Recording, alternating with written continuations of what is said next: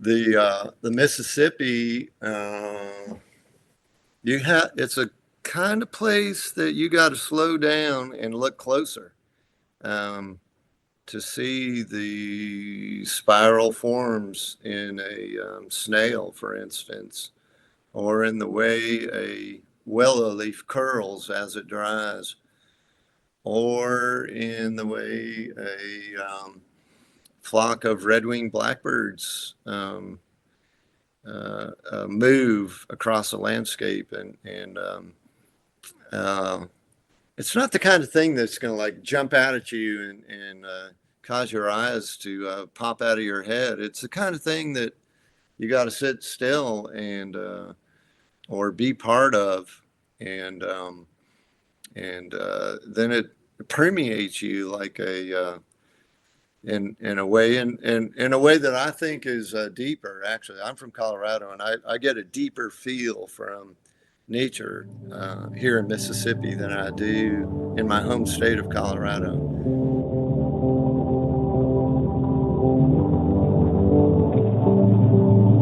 From the river to the valley to the sea.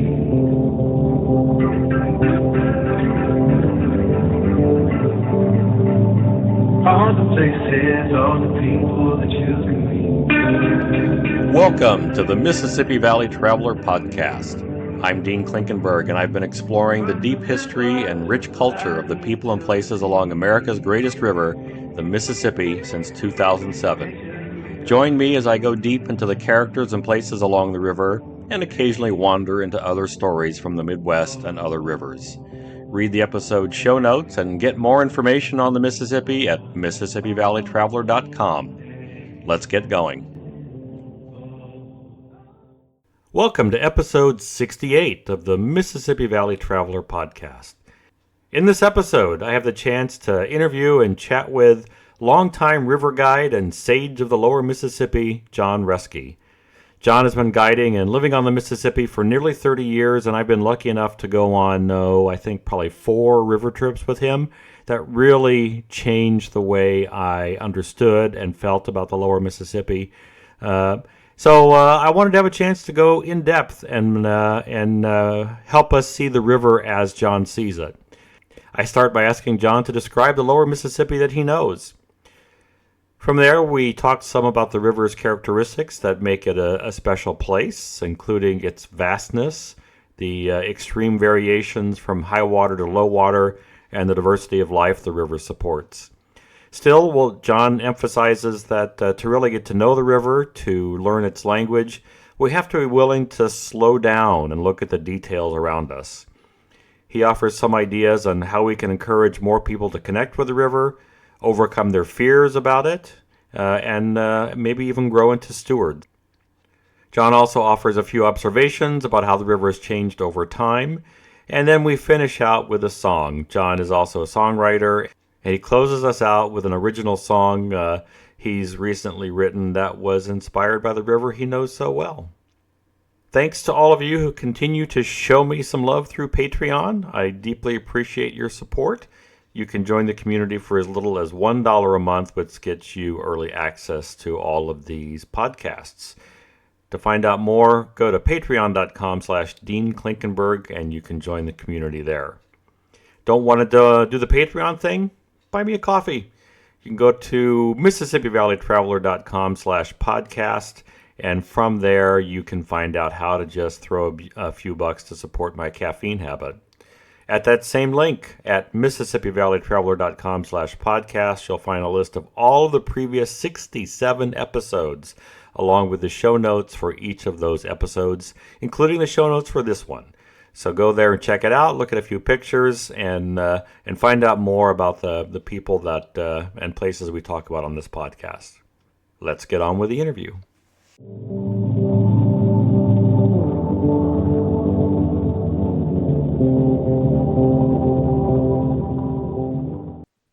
John Ruskey is a musician, painter, and writer who lives in Clarksdale and Gulfport, Mississippi.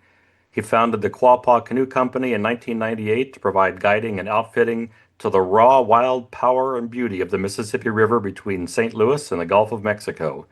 That same year, he founded the mighty Quapa's apprenticeship program for the youth of the Mississippi Delta, most of whom come from severely distressed neighborhoods. In 2011, he founded the Lower Mississippi River Foundation for access, education, and the betterment of public outdoor recreation on the middle and lower Mississippi rivers. John is the author of The Wild Miles and The River Gator, Paddler's Guide to the Lower Mississippi River. He has floated and written about many of the major rivers of North America, including the Mississippi, the Colorado, the Rio Grande, the Arkansas, Platte, Columbia, Missouri, and most recently the Atchafalaya. His guiding philosophy comes from Thoreau's statement, "In wilderness is the preservation of the world." His dedication to the Mississippi River earned him the Noel Polk Lifetime Achievement Award from the Mississippi Institute of Arts and Letters and St. John's College Award of Merit for distinguished and meritorious service to the United States. John, it's a pleasure to say welcome to the podcast. Great to be here, especially with you, my friend. It's always a pleasure to talk with you, John, even though we don't get to do it nearly as often as I would like. So I appreciate you having some time today. I know you're probably getting into your busy part of the year now as the weather supposedly starts to cool, even though it hasn't done much of that yet for us. Yeah, we're out on the river more often than not. So if you're going to find me or my team, Mark River, Kaylee, Mayfly, and River Otter, and the rest of the team, you're going to have to get out on the water. That sounds like an invitation that's too good to pass up. So I think we all find a way to meet you out on the water somewhere. I thought maybe the place to start today would be for just to give you a chance to describe the lower Mississippi River that you've come to know. And I'll just leave it open-ended, however you want to do it, but I'd love to hear in your own words a description of the lower Mississippi. Well, it's almost like a mythical kingdom that flourishes within reach of everyone who lives in the Deep South. But uh, I, I live in Clarksville, Mississippi, and along with the rest of my crew here at Quapaw Canoe Company, Mark River, Peoples, and Kaylee Hale, we call her Mayfly, and Heather Cross, River Otter, and Jay Smith. He's known as Jackrabbit, and uh, everyone kind of feels like I do, and that is kind of similar to what Huckleberry Finn felt, several centuries ago, and that is that town is full of claustrophobia and confusion, and over there on the river in the kingdom of the Big River, or queendom, I should say, because we think of her like a queen, uh, and we're her worker bees, um, is where the beauty and the grace and the balance exist. And in fact, I feel like we're living in kind of an unreal world. And over there is where the reality is. And what I mean by that is that we've created a unsustainable world on this side of the levee.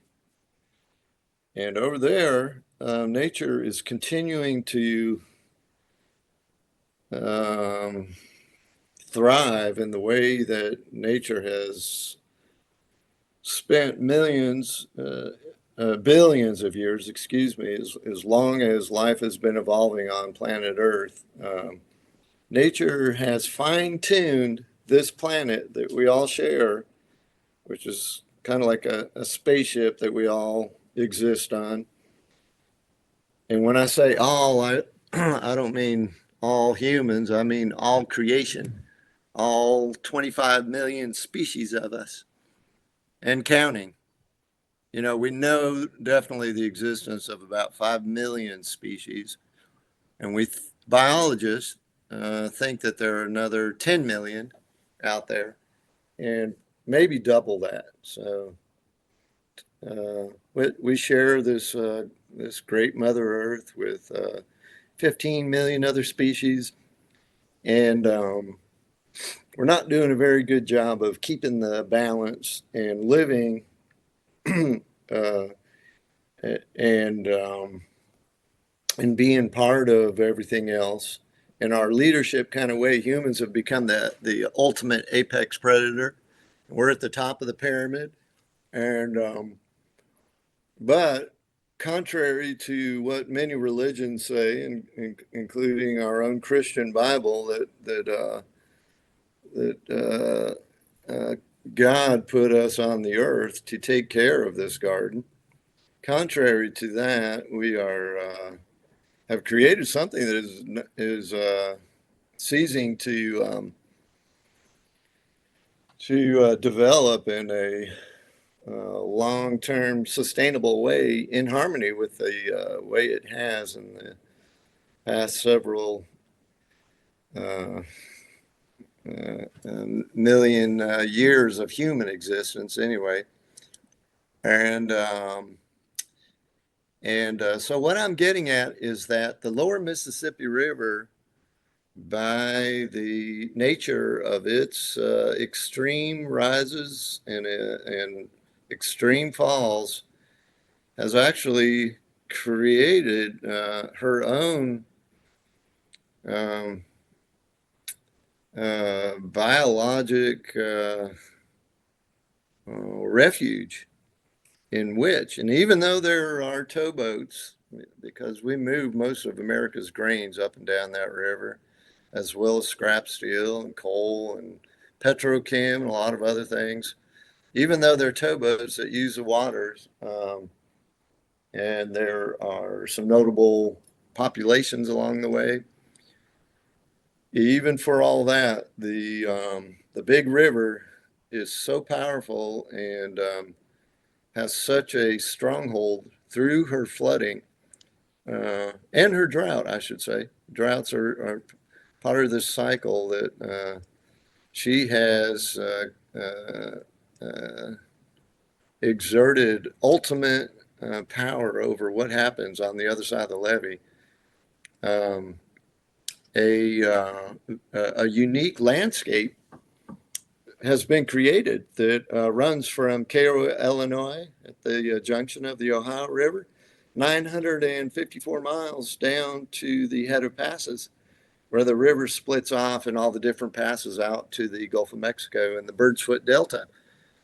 And so when you go over the levee, you enter a landscape that we do not control. The flooding dictates where you can build and where you can't build. And then on the other side of the coin, um, these extreme droughts that we keep experiencing summer after summer. And it seems like we've entered another one this fall. We've edged all the way down to zero on our local Helena gauge. And it went down to -4 a couple of years ago, which is as low as it ever gets around here. -4 just means that that's the certain mark on. It doesn't mean there's no water. It just means that it's reached a certain place on this scale called the Helena gauge. There's still enough water for the fishes and the turtles and canoes, but at that point it becomes touch and go whether towboats will be able to pass through or not, because the shoals have become so shallow that the normal draft for towboats means that they're going to get stuck. And several years ago, we started a week-long trip in Memphis, Tennessee, with a bunch of British adventurers led by Dave Cornthwaite, and there were 1,000 towboats pulled over to the bank on the lower Mississippi River that week, and because the water's gotten so low, they couldn't continue to travel. And so it was kind of funny. We were out there, and carrying on with our expedition and jumping off the canoe into the river in the middle of the river in this corridor of towboats that were pulled up along the bank. And um, and within that long landscape, it's like one of the long landscapes that the biologist E.O. Wilson talks about, um, that connects major um, bioregions with other major bioregions, such as connecting the Central American isthmus with Patagonia. And what does that? Well, the Amazon rainforest does, and the Andes. They're both long landscapes that animals can travel long distance through. And in North America, we have the Rocky Mountains on one side and Appalachia on the other. And that creates a long landscape that connects the important bioregions of the South with those of the North, the arboreal forest. And the Mississippi is one of those long landscapes along which migrating songbirds and waterfowl travel and uses their pathway. Um, it's the major bird pathway in North America, but so do all many species of fish and crustaceans, such as the freshwater shrimp and eel. The American eel travels up the river, and insects also, such as a monarch butterfly, which sometimes travels through three generations of the family to get down to the mountains of Mexico. And our our roadless Mississippi River, the river is the only road out there, and she's the ultimate highway, of course, but she's not for the she's a different kind of highway, and she's open to all creation. And and in that when we go on our long distance trips, and most often we're doing it with our clients, people who have hired us as expert guides. That's what we take them over the levee and onto the river to see and experience, because there's no way to describe it or even photograph it or videotape it. You can't see it in a movie. Mud comes pretty close, but it's a thing you got to be there to experience. And the adventures of Huckleberry Finn and Mark Twain's Life on the Mississippi, they come pretty close to illustrating the supreme peace and connection and feeling of freedom that you get when you're on those big waters. And for me personally, it's the closest I've come to feeling like I'm exactly where I need to be in this world, and the most connected I've felt anywhere. And by the way, I'm a Rocky Mountain boy. I was born and raised at 8,500 feet in the Colorado Rockies. And so I should be finding that up in the alpine meadows or something. But no, I found it down here in this muddy. In the hot, muddy bottoms of the Mississippi backwaters and islands and channels. Exactly. Yeah. So, yeah, as you know, like in the 19th century, the particularly the European travel writers that came through were not particularly impressed with the scenic beauty of the lower Mississippi in particular. it was mile after mile of floodplain forests and trees, and I guess maybe they never got off those boats or barely got off the boats and didn't get a chance to really see anything else besides that. What tell us more about that world of the Mississippi that they missed? What is it that those cranky travel writers missed about the beauty and the world of the Mississippi that you get to see and experience it on a day-to-day basis? Yeah, well, that's exactly the strength of it is that it is. It's the same thing over and over and over again around each bend. You see the same creatures and the same shapes of sandbars and the same way the water flows around one island. It flows pretty similar around the next island and the next island and the island after that. And there are like 230 numbered islands between the mouth of the Ohio and Baton Rouge. And these are big islands, like thousands of acres of forest and sand and gravel bars and mud and thriving with all of the animals and birds and fishes and everything else. When we go out there, we're visitors and they're home. And oftentimes we don't see evidence of any of the mammals, but when we wake up in the morning and walk out on the sandbar, we call it reading the morning paper, because you see everything that's happened that night, and a lot of creatures are nocturnal down here. You see everything that's happened the night previous by the tracks on the sandbar, because they leave a literal uh, a record of the coyote and the deer and the bobcat. We've been seeing a lot of bobcat and sometimes black bear. And then during the daytime, we do see more river otter and sometimes possum, armadillo, raccoon, and all those. And then at nighttime, also the beaver. Uh, they're nocturnal creatures, and they like climbing the muddy bank and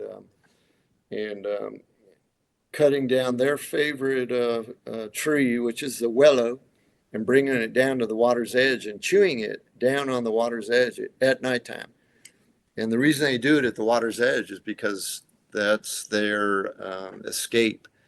If coyote shows up or some other creature, beaver jumps in the water, and that's beaver's home. So the beauty is not like going to the Alps or seeing Himalaya or the Andes, in Patagonia or something. The beauty is in the seemingly infinite expanse of bottomland hardwood forest. That's a paradise for all creation, and it's a paradise for paddlers.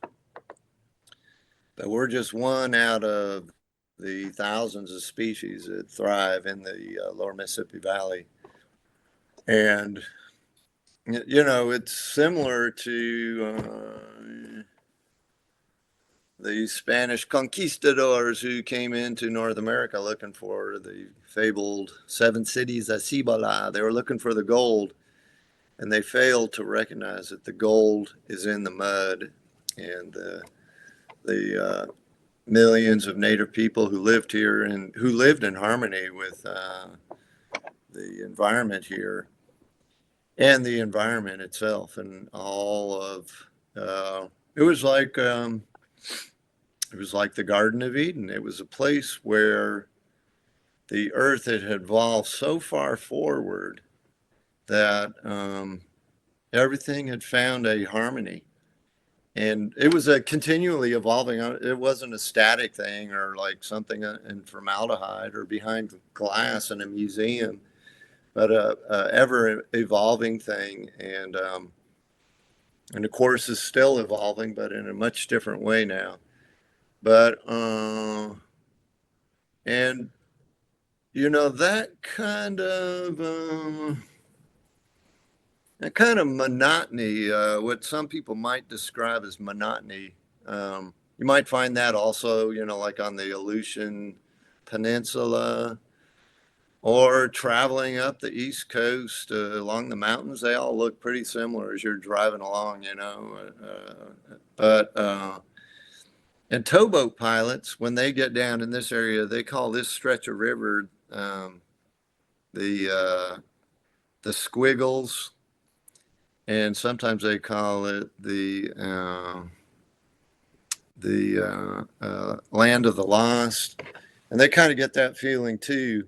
And but so did the conservationist Teddy Roosevelt, who used to hunt bear in the Mississippi Delta. And in fact, it was here that he got his nickname, Teddy Bear.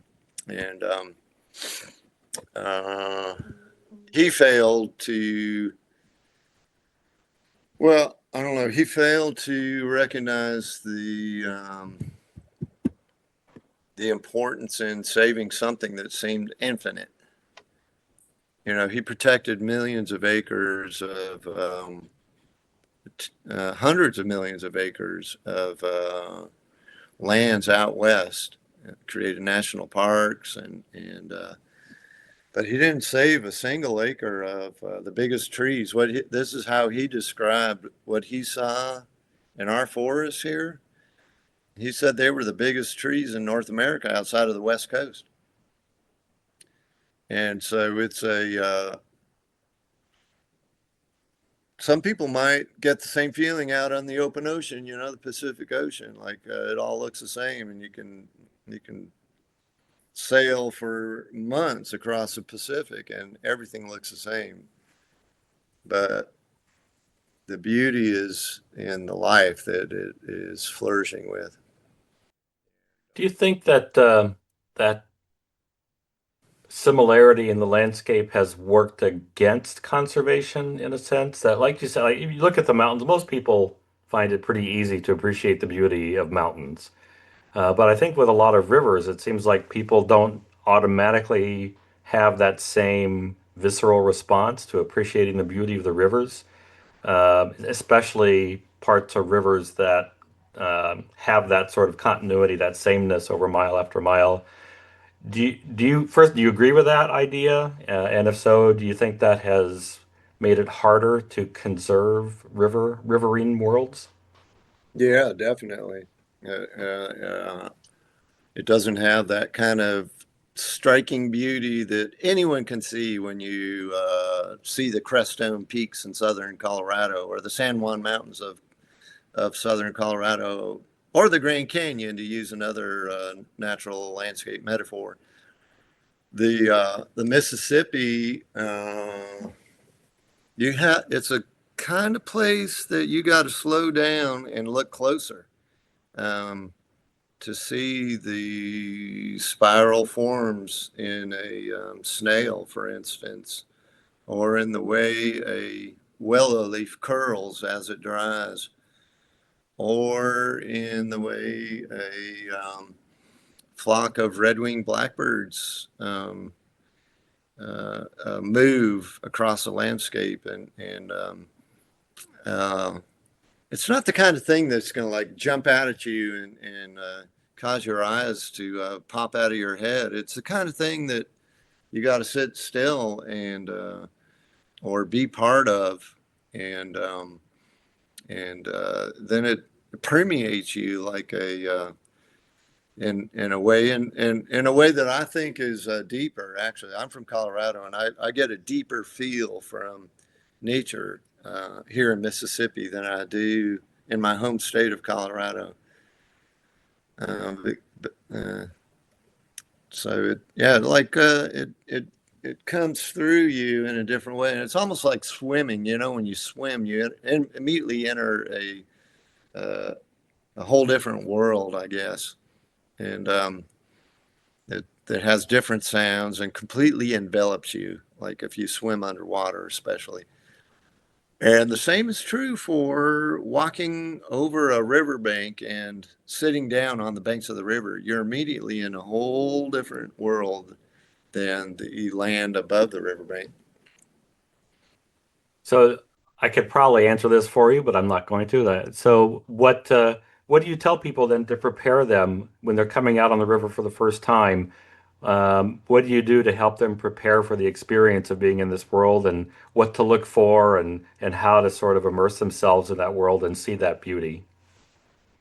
We pick out particular things, um, some of which I've already described to you. Others being like crinoids or agates that wash up on the gravel bars of the river. You know, the river's carrying everything from Montana to New York State downstream with it. And that includes all the seeds and pieces of wood and geology from all over the country. And so um, some of those geologic wonders are agate that comes from a particular place in the Yellowstone River of Montana, for instance. But we also find pink granite and crinoids, which come from the geologic era of the crinoids. Or no, it's not a geologic era, but there's an era in which the crinoids ruled the world, and they're an ocean creature. And now we find their fossils, and they're really striking circular segments that are the arms of these creatures that were attached to the bottom of the ocean, and the remainders of which are like it's like finding a gem or something on the river when you find one. And but the um, uh, some of the we tried to describe in particular the beauty that we see, and Mark Rivers real good at this too, and experience when we're out there, such as the geology or the splashing of a beaver tail or the passing over of a flock of thousands of white pelicans in their annual migration, or the singing of the owls at nighttime, or the rising, as we're seeing now, of the Milky Way after dark is now at zenith above our campsites out on the river, with Scorpius and Sagittarius on either side of the base of the Milky Way. And from our camp, we just saw this last night or 2 nights ago. I was out with a bunch of sixth grade girls with an annual fall camp that we do with a school, Mississippi school. And looking downstream, we were looking right down at Sagittarius, uh, at, resting right down on the face of the water downstream of the island we were camped on. And when you look at Sagittarius, you're looking at the center of the universe. I mean, excuse me, the center of the Milky Way galaxy. And rising out of that is the galaxy itself, which is kind of flows like a river in the sky, you know. So uh, we pick out those particular things that not everyone will see the first time they go out or on the first day they go out. But as guides, um, it's very helpful if we can share something that they can focus in on and be amazed by. And you got to look and kind of use your imagination to a certain extent. Um, but then once you start doing that, then you look at other things, and you can just look at the way the water flows or the shape of the mud and the sand forms on the islands, and you start seeing.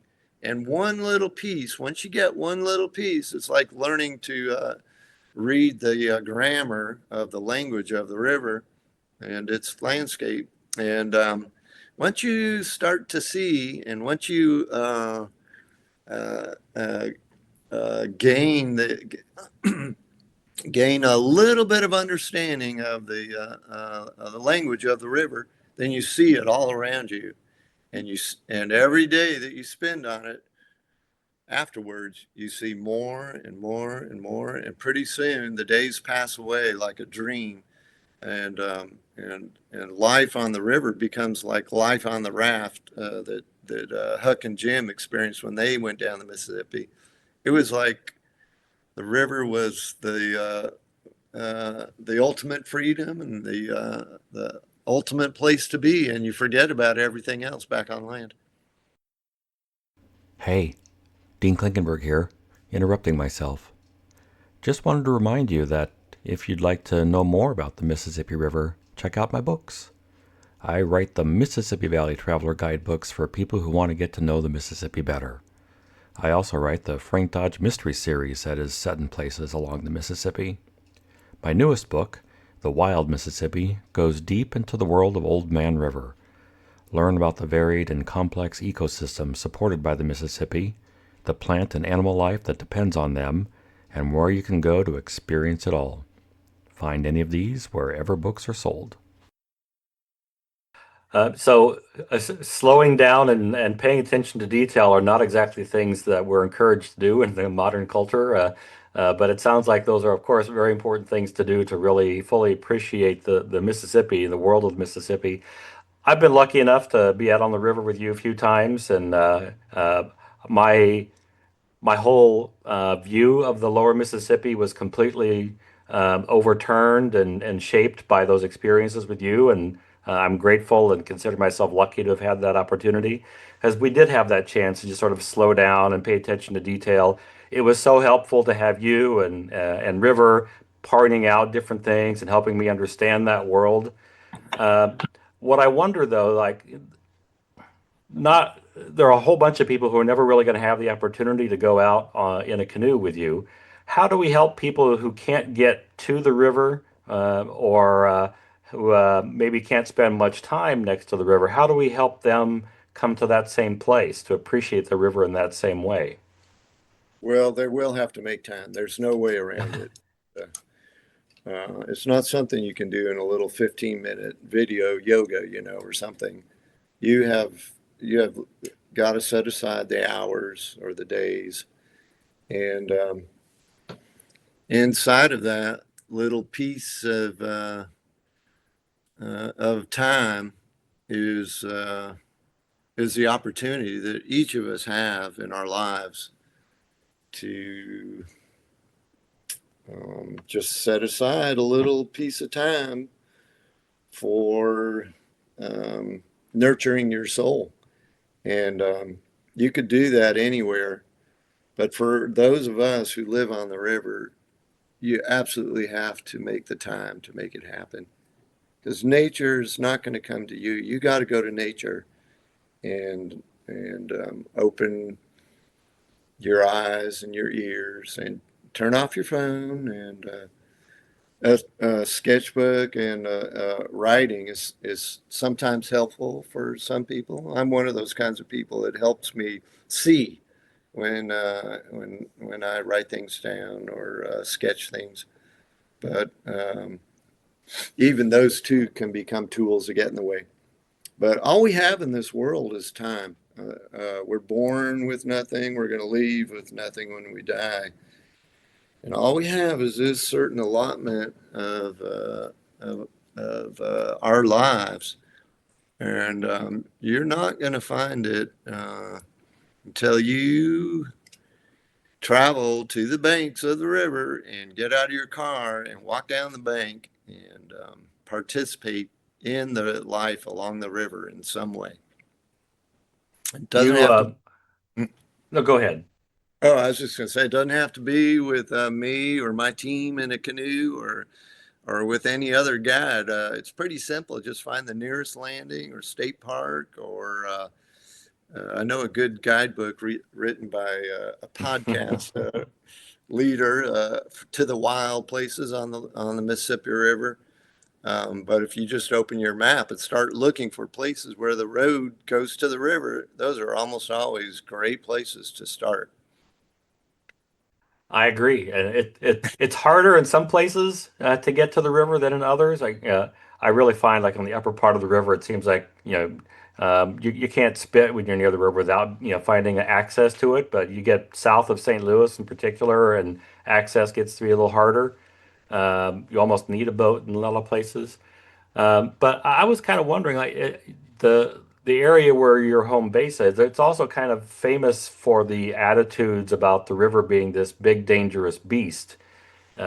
And what have you know, you talked about the importance of actually getting to the river, and it seems like that's been sort of like a historic obstacle for a lot of people in the South who have plenty of stories about a raging Mississippi wiping out communities and killing people and wiping out crops.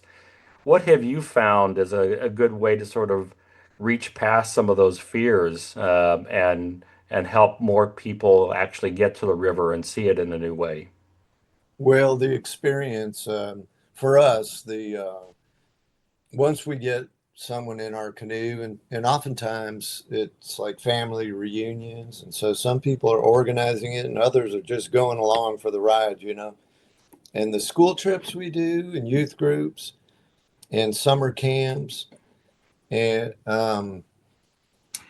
the uh, the best way is just to experience a little taste of it, and then you want more. And an example of that happened this weekend. We've been providing a fall camp for sixth graders at a Mississippi school, um, and it's become like a rite of passage in the school curriculum for fifth graders becoming sixth graders.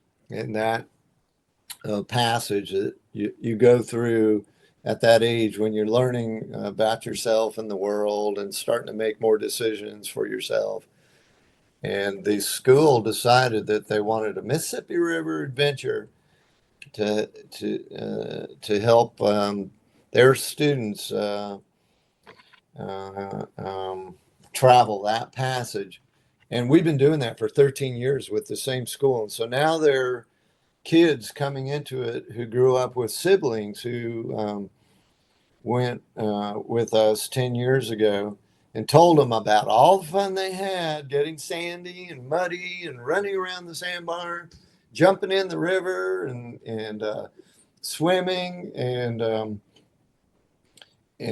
now the kids that are coming to us, they expect to get in the river. They're not afraid of it. They've seen pictures and heard stories for years now. And when they come with us, they're expecting to get immersed in those things that unfortunately we're taught to fear and to try and stay away from.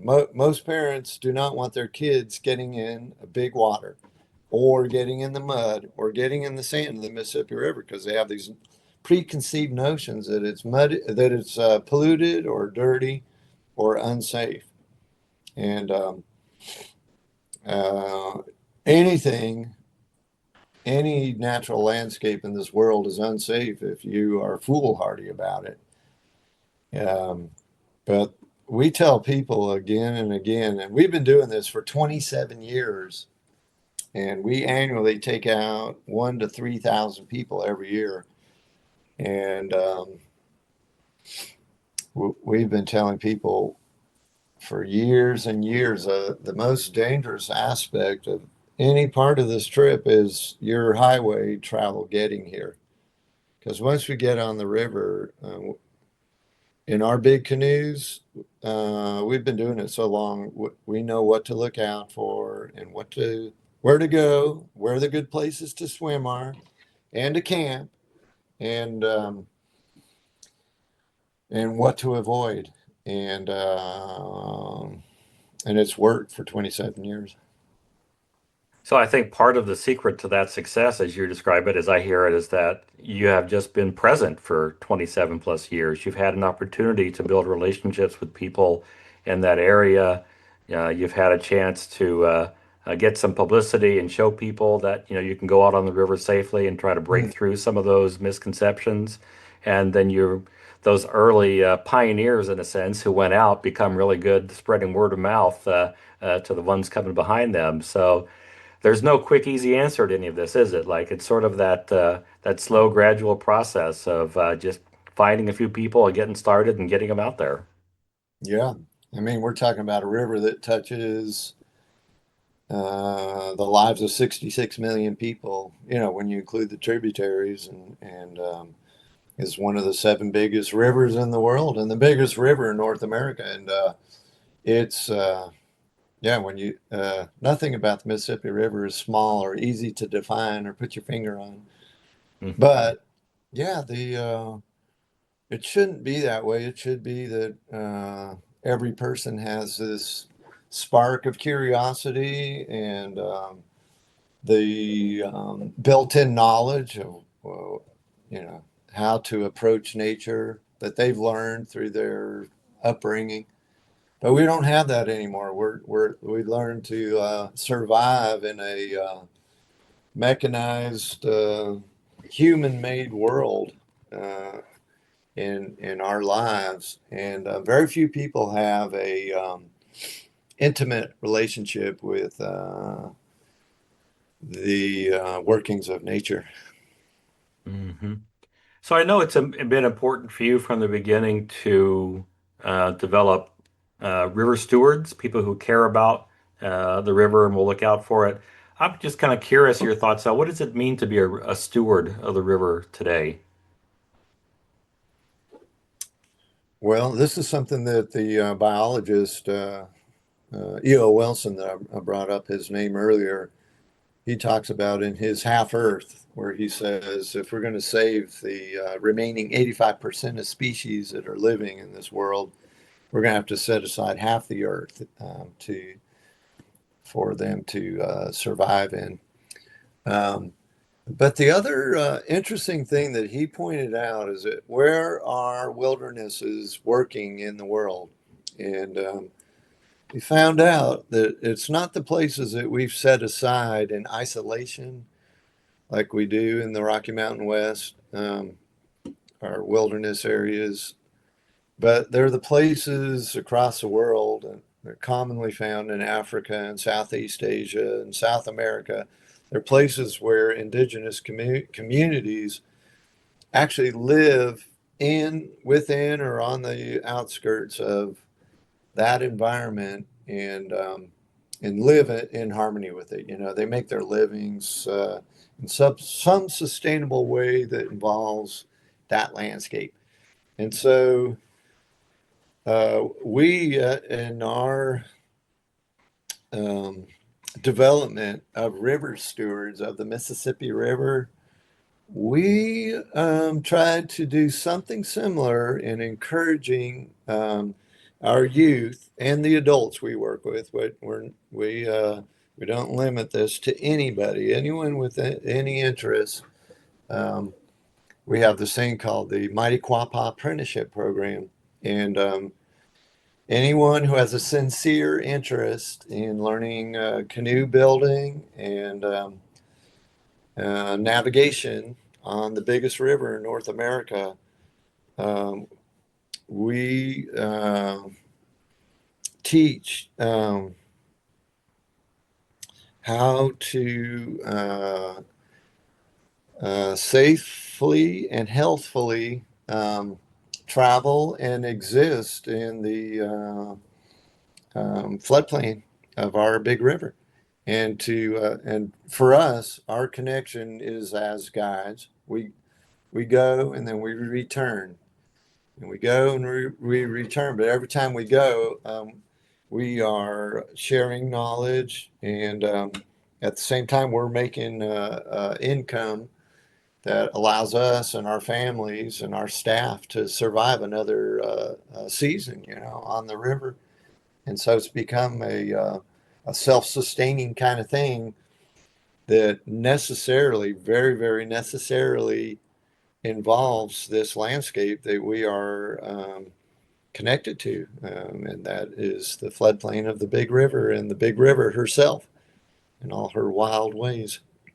So, and we are not in any unique position here where we are. There are um, countless big rivers and small rivers and mountains and canyons and oceanscapes and landscapes of all sorts all around this earth that are indecipherable for those who do not have experience with them, but are integral to the success of the whole. And the whole is Mother Earth, all of us together.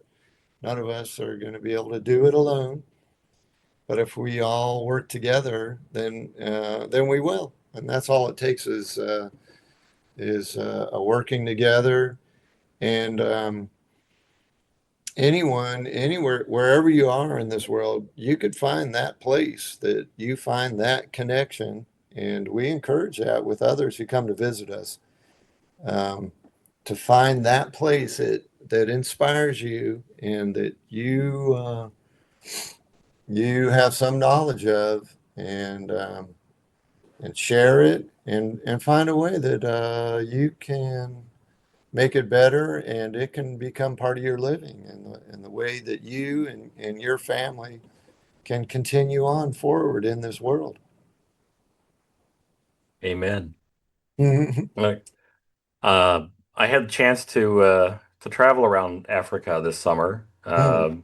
We were there for 6 weeks in different parts of the southern part of the continent, and I did see firsthand some of those relationships with indigenous communities and the natural world around them, and trying to find that right balance where people can still meet their needs and make a living, but without sacrificing the environment around them. And I have a feel like this would be a great campfire conversation some night to go deep into all of that, and some of the Yeah. ideas bouncing around in my head from that time there.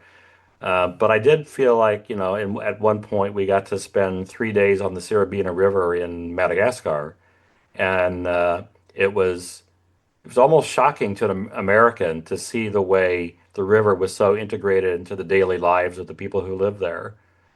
Villages right next to the river. They would move seasonally during the rainy season, and the water came up, and they would come back as the river went down. They fished, they bathed, they washed their clothes. They farmed in the fertile floodplains that were recharged or reinvigorated every year after that seasonal flooding. Um, it was an interesting sort of look back in a sense at the way people have historically lived with rivers, and a shocking contrast to particularly with the Mississippi these days, but the Missouri River as well. Yeah. Wow. Yeah, that's the way the Mississippi used to be, pre-Columbian. So you've been you've been doing this for 27 years as a guide. Um, have How has the river changed in that time? What have you seen change in the Mississippi during those 27 years?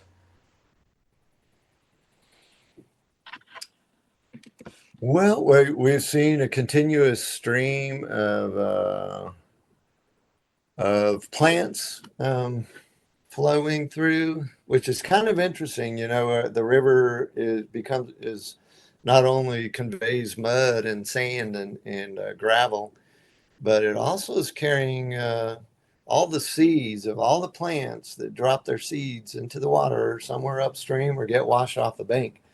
Come down the big river, and wherever the environment is right, the seeds take root and uh, uh, and sprout. And so um, the tumbleweed, for instance, has come to take root on some of the sandbars, which, if you're familiar with the Mississippi River sandbar, some of them are like deserts, feel like deserts when you get out on them.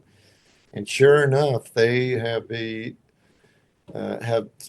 had the right elements to make happy the seeds that are washed down out of the Great Plains, and tumbleweeds have taken root. And some years we see some years we see a lot. Like in the fall, they break loose of their roots and start blowing around, and they make good fire starter, by the way. I Um, bet. and other plants also have migrated through. Some notables include stinging nettle and lamb's foot, which I used to see in Colorado when I was growing up. Uh, and and And of course, our warming climate has had a influence on that and created the environment that makes it possible for northern plants to migrate south. We've seen an increase in bald eagle and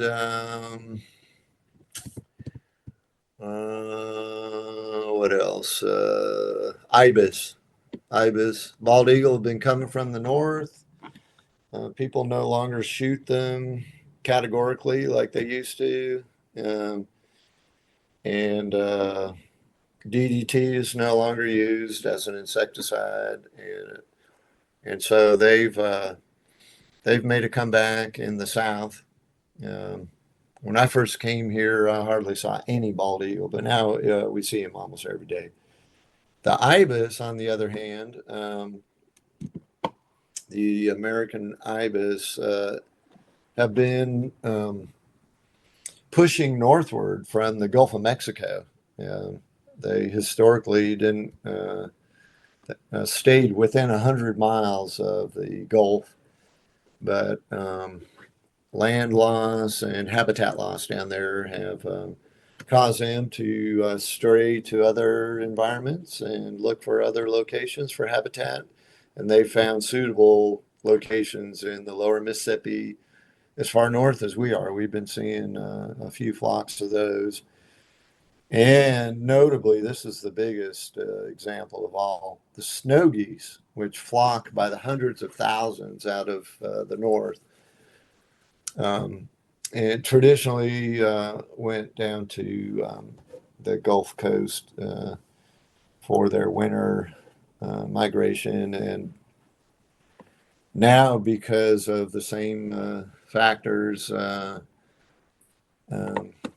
settle down, and the biggest flocks of birds that we see here in the Mississippi Delta, we see some big ones and a lot of other bird species, but the the snow geese are the single biggest, and will sometimes take over entire soybean and corn fields that are laying fallow, and they'll spend months here in the Mississippi Delta, January, February, into March.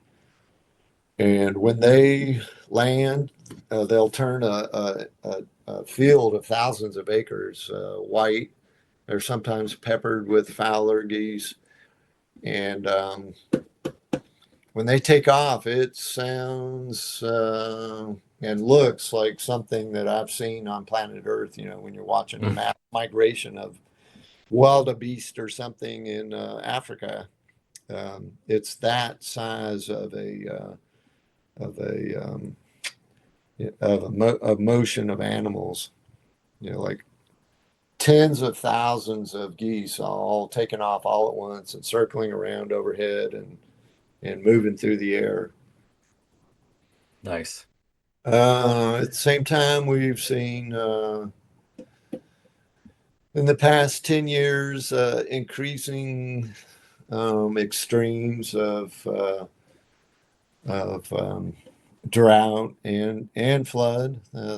2011, of course, was a notable flood, but we also had a very high water in 2019. They opened up the Bonnet Spillway twice in 1 year in 2019, which has never happened. And 2011 was the highest water since 1927 overall. And in some places like Natchez, it rose higher than it did in 1927. Meanwhile, the flood was followed by years of drought. And 2012 was a drought year. And we've had 3 drought years in a row with low water extremes. That looks like it's happening again this year, even though we finally got some water in April. It came up to 47 on the Helena gauge. So I was telling you earlier, we're down around 0 right now on the Helena gauge. So it's literally 47 feet lower today than it was in April, which Mhm. people have a hard, our clients and anyone who goes down to the river have a hard time wrapping their mind around the fact that there was 50 feet of water over where you're standing today on the banks of the river, which is something like a 5-story building. Yeah, it's crazy. And that's one of the things about being a guide. And this goes back to our earlier conversation because it adds a whole new significance to your experience when you go out to the river and your guide tells you, well, a lot of people are wondering what the bottom of the Mississippi River looks like. Mm. Well, this is it. This is what the bottom of the Mississippi River was, 5 months ago when we had floods. Um, we've seen some places get wilder, like some people abandon home, building sites. But we've also seen a lot of encroachment of new high-end hunting camps being built down on the lower Mississippi, and a lot of new industry going on in northeastern Arkansas, southeastern Missouri in particular.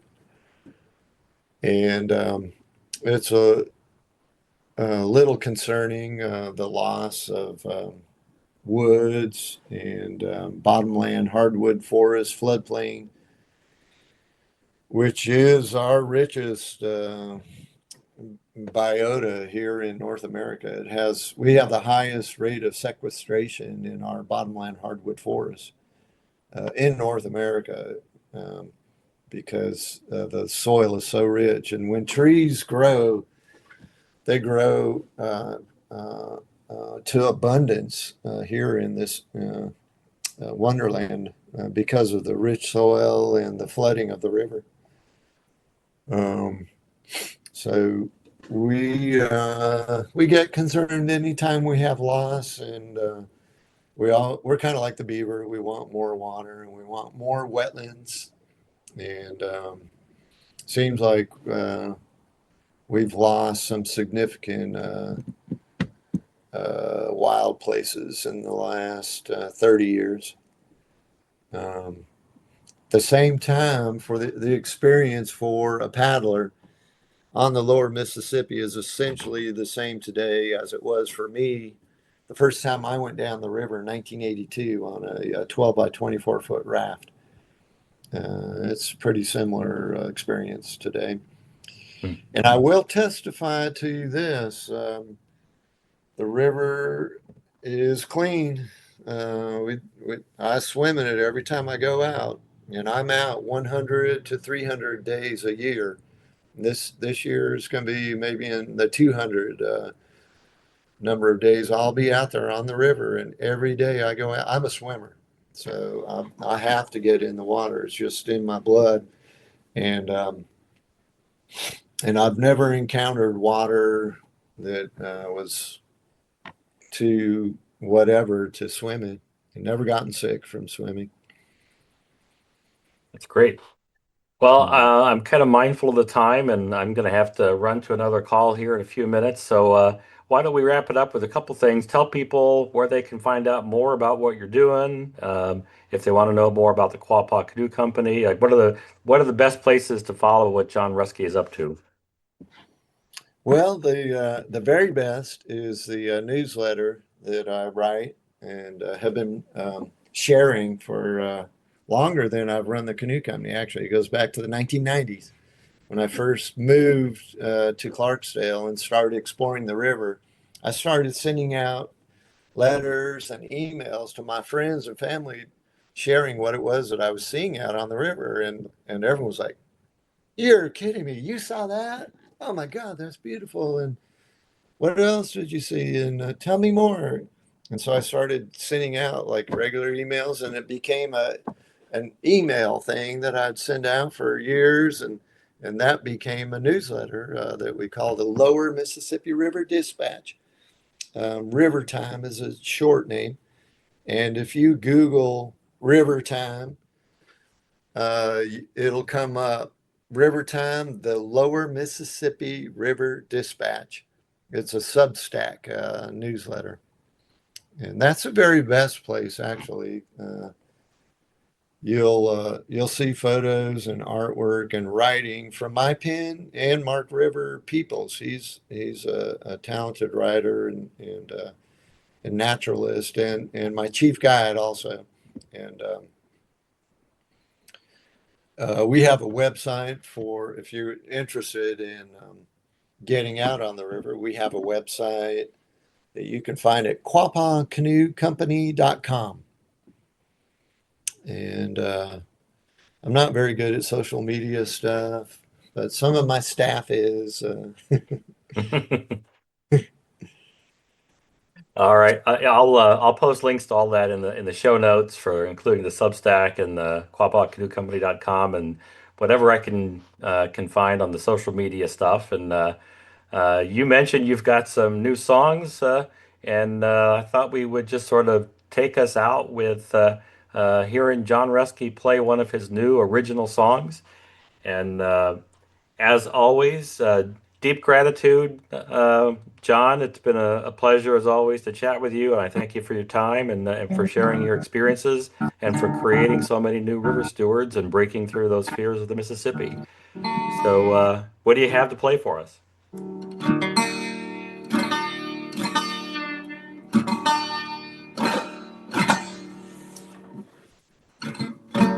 This is a song that comes from something I wrote into a painting that I was working on like 20 years ago of the flow of the river and clouds above it curling away into the distance.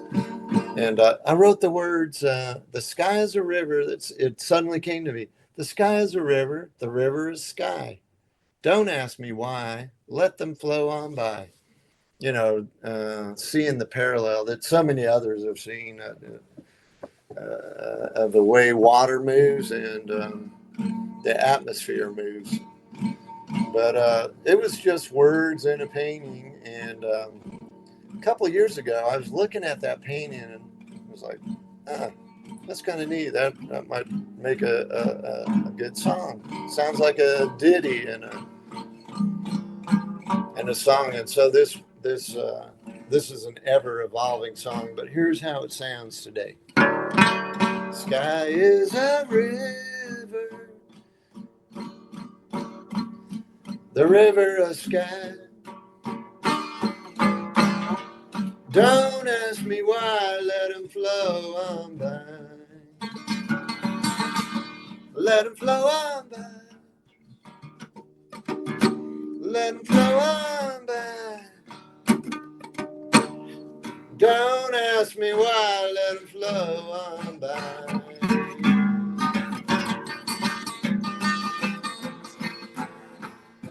Train is a river, the river a train. Don't make me explain, let it rain, let it rain. Let it rain, let it rain. Let it rain, let it rain. Don't make me explain, let it rain, let it rain.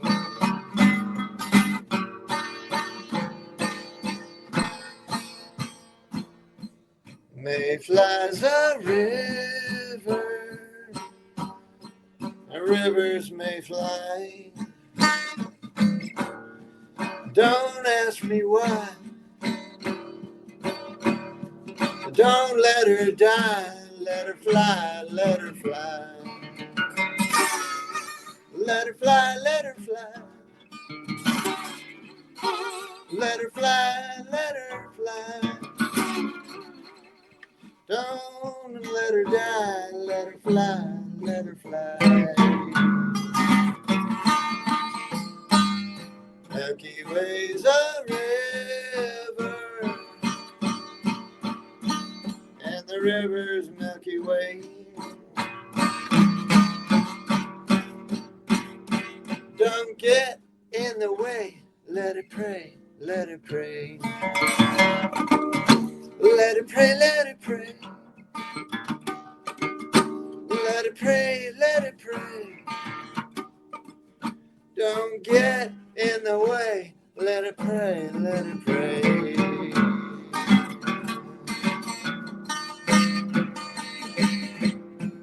Boy is a river, and the river's a boy.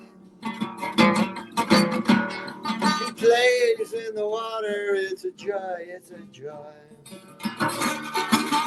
It's a joy, it's a joy. It's a joy, it's a joy. He plays in the water, it's a joy, it's a joy. Girl is a river, and the river's a girl. She flows through the eddies, curls and uncurls. She curls and uncurls. She curls and uncurls. She flows through the eddies. She curls and uncurls. Time is a river, and the river is time. Don't make it be mine. Let it shine, let it shine. Let it shine, let it shine. Let it shine, let it shine. Don't make it be mine. Let it shine, let it shine. In a journey sublime, let it shine. Let it shine.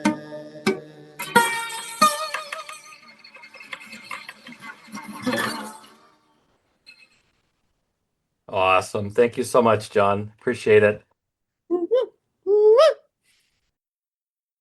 Thanks for listening. If you enjoyed this episode, subscribe to the series on your favorite podcast app so you don't miss out on future episodes.